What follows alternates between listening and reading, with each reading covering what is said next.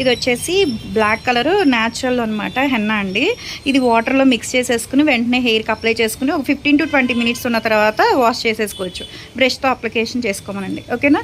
తర్వాత ఇది పడుకునేటప్పుడు స్కాల్ఫ్కి మాత్రం స్ప్రే చేసుకోవచ్చు. మీరు ఉదయం మధ్యాహ్నం ఎప్పుడైనా చేసుకోవచ్చు, కాకపోతే నైట్ టైం అయితే ఫాస్ట్గా రిజల్ట్ వస్తుంది అనమాట. స్కాల్ఫ్ మొత్తానికి జెంట్స్ లేడీస్ పిల్లలు ఎవరైనా యూస్ చేయొచ్చు. హెయిర్ రీగ్రోత్ అనమాట ఫాస్ట్గా వస్తుంది. ఇది ఆయిల్ అండి, ఎప్పుడైనా పెట్టుకోవచ్చు. ఉదయం మధ్యాహ్నం సాయంత్రం మీ ఇష్టం ఎప్పుడైనా పెట్టుకోవచ్చు.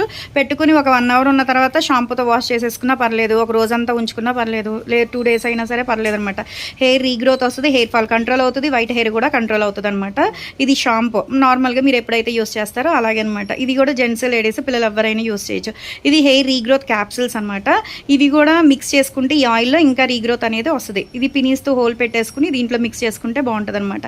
ఇది 10 daysకి ఒకసారి జెంట్స్ అయినా లేడీస్ అయినా పిల్లలైనా సరే ఒక 3 స్పూన్లు అనేది హెయిర్కి స్కాల్ఫ్కి హెయిర్కి కూడా పెట్టుకుని ఒక 15 గంట 20 నిమిషాలు ఉన్న తర్వాత వాష్ చేసేసుకుంటే షాంపూతో రిజల్ట్ చాలా బాగుంటుంది. బౌన్సీగా ఉంటుంది, డాండ్రఫ్ ఉన్న తగ్గుతుంది, హెయిర్ ఫాల్ కంట్రోల్ అవుతుంది, స్పిటన్స్ ఉన్న తగ్గుతుంది అనమాట. ఇదంతా హెయిర్ రీగ్రోత్కి కాంబో ప్యాక్, ఓకేనా. ఎక్కడి నుంచి అండి మీరు?